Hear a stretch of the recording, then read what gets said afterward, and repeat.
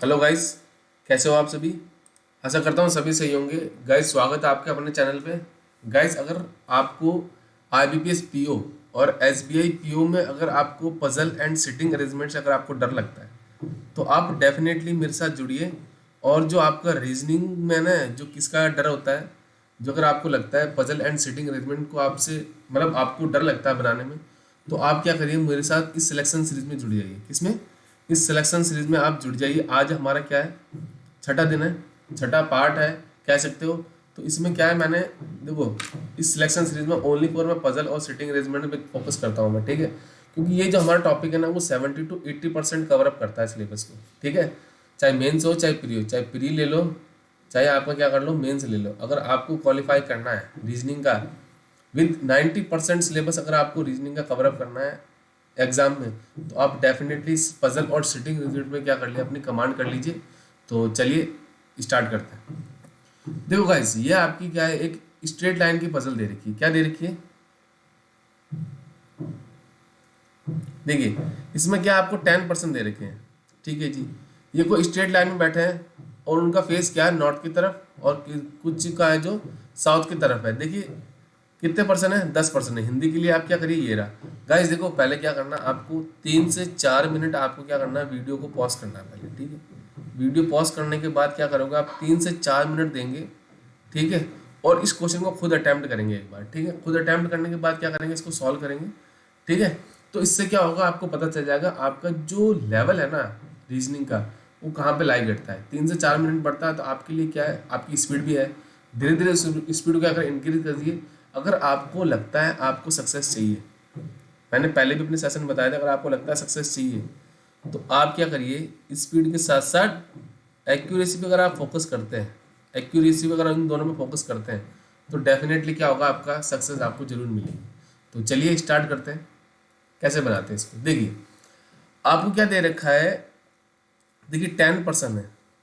कुछ का फेस क्या है आपका नॉर्थ की तरफ है, कुछ का फेस क्या है आपका साउथ की तरफ है, ठीक है जी। और डिस्टेंस 2% के बीच में इक्वल है, ठीक है जी। आपको जो इन्फॉर्मेशन स्टार्ट करनी है वो यहाँ से स्टार्ट करनी है। देखिए उसने क्या बोला था, person sitting at the extreme and facing opposite direction, ठीक है। जो मतलब क्या है, एंड पे बैठेंगे दोनों, उनका फेस क्या होगा आपका, उनका फेस होगा आपका अपोजिट, ठीक है जी। ये मैंने लिख लिया। अब उसने क्या बोला कि P sit at the extreme end of a line. अब देखिए इसमें केस आपके बनेंगे दो। मैं अगर सपोज केस फर्स्ट लिखता हूँ यहाँ पे, केस फर्स्ट अगर मैं यहाँ पे लिखता हूँ और केस मेरा क्या हो जाएगा सेकंड यहाँ पे।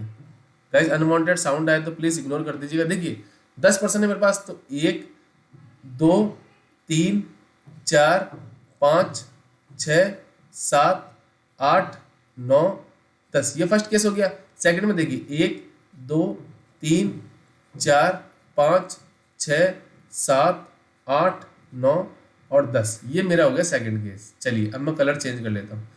अब देखिए उसने क्या बोला, पी आपका एक्सट्रीम एंड पे है। अगर फर्स्ट केस में मेरा एक्सट्रीम एंड इस साइड आ जाएगा, लेफ्ट साइड में आ जाएगा एक बार, और एक बार मेरा पी क्या होगा, एक्सट्रीम राइट एंड पे आ जाएगा। ये केस बोला था मेरा। चलिए उसके बाद उसने क्या बोला कि 2% sit between P and are.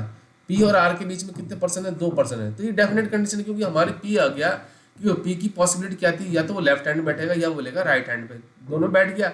But आगे क्या उसने बोला कि पी और आर के बीच में कितने परसेंट है, ओनली 2 है, ठीक है जी। पी और आर के बीच में फर्स्ट केस देखिए आपको, फर्स्ट केस में कहता है 1 2, आर मेरा डेफिनेटली यहाँ आ जाएगा। और सेकंड केस में 1 2, आर मेरा इसके पी के यहाँ पे आ जाएगा इस साइड, ओके जी। आगे उसने क्या बोला कि S sit third left to the of the R, मतलब आर के थर्ड लेफ्ट में कौन बैठेगा, 1 2 3 कौन बैठेगा आपका थर्ड लेफ्ट में, वो बैठेगा एस, ठीक है जी। अगर आपका फेस नॉर्थ लेते हो तो 1 2 3 यहाँ तो पॉसिबल नहीं है कि पी, अब आर का मुझे पता लग गया वो क्या होगा, साउथ फेस होगा, तो 1 2 3 ये यहाँ पे आ जाएगा एस। अब देखिए अगर आप सेकंड केस में देखिए, अगर आप इसका फेस लेते हो साउथ की तरफ, तो साउथ की तरफ लोगे तो लेफ्ट ये साइड आएगा, तो यहाँ तो 1 2 3 यहाँ तो पी ऑलरेडी बटा, ये पॉसिबल नहीं है। तो मुझे पता चल गया सेकंड केस में आर का फेस क्या हो जाएगा, नॉर्थ की तरफ, तो 1 2 3 ये क्या हो जाएगा मेरा एस हो जाएगा, ठीक है जी। चलिए अब मैं क्या करता हूँ, जो इन्फॉर्मेशन हमारी हो चुकी है उसको इरेज कर देता हूँ। ये हो गई हमारी, ठीक है। चलिए इसको इरेज कर दिया। अब देखिए अब आगे उसने क्या बोला कि the number of person sit between P and S. P and S के बीच में जितने पर्सन बैठे हैं same as the between R and B, मतलब सेम क्या बैठेंगे R एंड B के बीच में। ठीक है, ये मेरी कंडीशन कहता है। ठीक है, देखिए अब अगर आप देखिए first case 1 2 3 4 5, P and S के बीच में कितने 5 पर्सन है, तो R और B के बीच में कितना आना चाहिए 5। देखिए यहाँ तो पॉसिबल नहीं है, इस साइड राइट साइड में, तो लेफ्ट साइड में होगा इसके 1 2 3 4 5, तो B मेरा क्या होगा फर्स्ट केस में यहाँ पे आ जाएगा। सेकंड केस देखिए सेम सेकंड केस में होगा 5 हो गए, 1 2 3 4 5 P एंड S के बीच में, तो R और B के बीच में कितने हो जाएंगे 5, 1 2 3 4 5, ये क्या हो जाएगा मेरा, ये हो जाएगा मेरा B। तो ये मेरी भी कंडीशन क्या होगी कंप्लीट, तो इसको मैं क्या करता हूँ यहाँ से इरेज कर देता हूँ। चलिए अब आगे क्या बोला, आगे उसने क्या बोला कि B sit fourth to the right of A, मतलब ए के फोर्थ राइट में ना 1 2 3 4 कौन बैठेगा आपका फोर्थ राइट में B। अब देखिए मतलब मुझे पता चल गया कि यहीं आएगा कहीं, क्योंकि इसकी तो इधर पॉसिबल नहीं है, तो ये मेरा क्या हो जाएगा यहाँ पे कि इसका इमीडिएट नाइबर किसका हो जाएगा वो S का। अब इसके फोर्थ राइट में देखिए 1 2 3 4, तो इसका फेस क्या हो जाएगा नॉर्थ की तरफ। चलिए सेम सेकंड केस देखिए, ये मेरा क्या हो जाएगा यहाँ पे S का इमीडिएट नाइबर, तो उसका फेस क्या होगा, अब उसका फेस साउथ होगा, तो 1 2 3 4, ये हुई मेरी कंडीशन। आगे उसने क्या बोला कि immediate neighbour of S are facing same direction, मतलब क्या है जो S के नाइबर है ना दोनों, उनका फेस क्या होगा सेम फेस होगा, सेम फेस होगा। तो चलिए फर्स्ट केस, अब देखिए इन दोनों का नाइबर कौन है, ए हो गया एक, तो इसका फेस क्या हो जाएगा आपका नॉर्थ की तरफ। सेकंड केस में क्या है, दोनों का फेस क्या हो जाएगा साउथ की तरफ। चलिए जी ये इन्फॉर्मेशन यहाँ से मेरी हो गई कंप्लीट, तो मैं इसको इरेज कर देता हूँ दोनों। चलिए बिल्कुल बेसिक से पढ़ा रहा हूँ, बिल्कुल मोहब्बत से पढ़ा रहा हूँ, कहते हैं ना बड़ी शिद्दत से आपके लिए, तो तैयार किए सेशंस को जरूर देखिएगा। आगे उसने क्या बोला, T and C are immediate neighbour of each other and neither of them face north and nor immediate neighbour of B. चलिए एक काम करते हैं, सबसे पहले हम लिख लेते हैं टी एंड सी क्या आपके इमीडिएट नाइबर है। अब ये सी लेफ्ट में भी आ सकता है और राइट में भी, ओके जी। अब क्या बोला उसने, neither of them face north, मतलब दोनों का फेस क्या होगा, बोथ फेस क्या करेंगे साउथ, इनका फेस क्या हो जाएगा, सॉरी फेस हो जाएगा इनका साउथ की तरफ, ओके जी।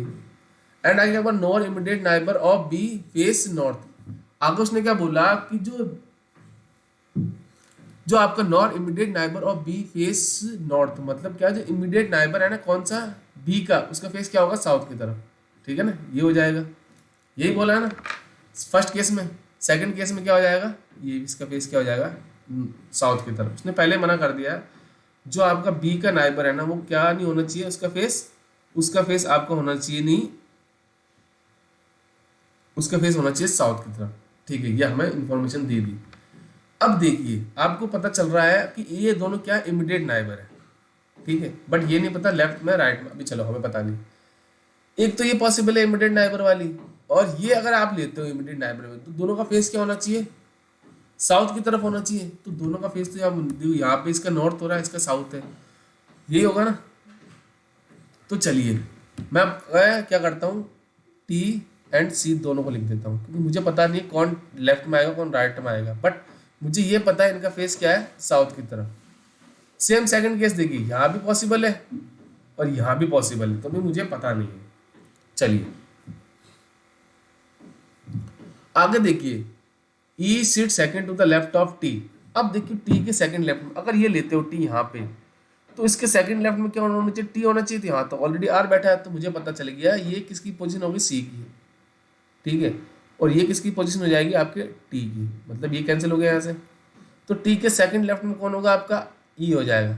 चलिए ओके जी, बट अगर आप देखो सेकंड केस, अगर आप टी और सी में से दोनों को, चलो टी को एक बार यहाँ और सी लेता हूँ, तो टी के सेकंड लेफ्ट में होना चाहिए आपका आर, सॉरी ई होना चाहिए ना, टी के सेकंड लेफ्ट में कौन होना चाहिए आपका ई होना चाहिए, तो ये तो पॉसिबल नहीं है। अगर आप सपोज टी को सी को यहाँ लेते हो और टी को यहाँ लेते हो, तो इसके पॉसिबल नहीं है क्योंकि रहे लेफ्ट में, तो ये मुद्दा पता लग गया। जो सेकंड केस है ना यहाँ से, ये दोनों टी और सी की वैल्यू यहाँ पे नहीं होगी। चलिए इसको भी रेस कर देते हैं एक बार, ये किसकी जगह हो गई सी की, ये होगी मेरी टी की। अब देखिए यहाँ पे अगर आप सपोज टी को यहाँ लेते हो तो इसके सेकंड लेफ्ट में होना चाहिए कोई, चलो सी और टी को दोनों को ले लेता हूँ।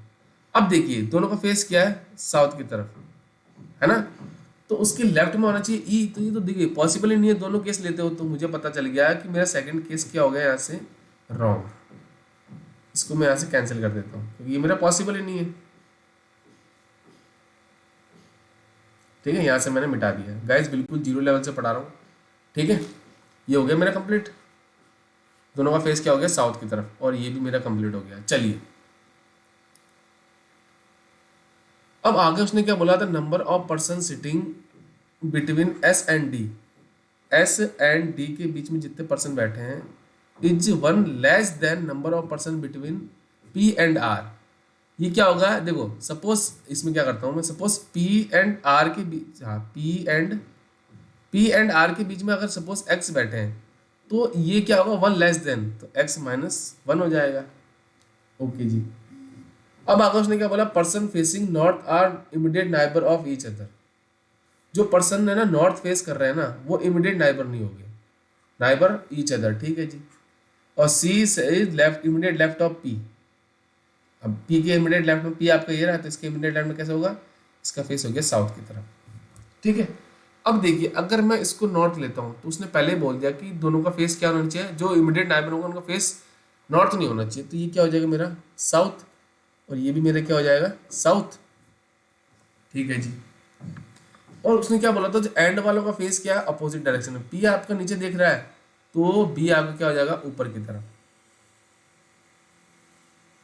है ना। ओके जी।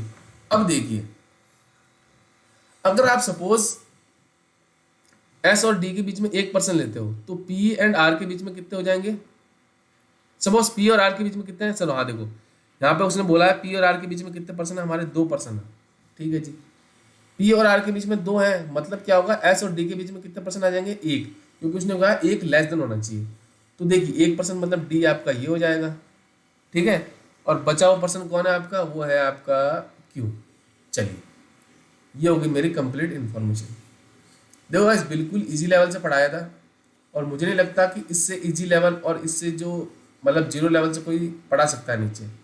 ठीक है, देखो गाइस बड़ी मेहनत कर रहा हूँ, तो कृपया करके इस सेशन को शेयर जरूर करें और लाइक करें और सब्सक्राइब कर लें हमारे चैनल को, ताकि आपको लगता है कि आपने कुछ सीखा तो जरूर करना गाइस। देखो गाइस मैंने स्पीड को अभी मैंने क्या है, स्पीड पे बिल्कुल फोकस नहीं किया है, मैं अभी जस्ट एक्यूरेसी पे फोकस कर रहा हूँ। क्या कर रहा हूँ, अभी जस्ट मैं आपको एक्यूरेसी पे फोकस करना सिखा रहा हूँ, क्योंकि अगर आपकी एक्यूरेसी हो गई तो स्पीड आपकी ऑटोमेटिकली बढ़ जाएगी। ठीक है, तो इस चीज़ का आप ध्यान रखिएगा। ठीक है, तो यह हमारी आज की है सिटिंग अरेंजमेंट, तो मिलते हैं नेक्स्ट क्लास में। Thank you guys.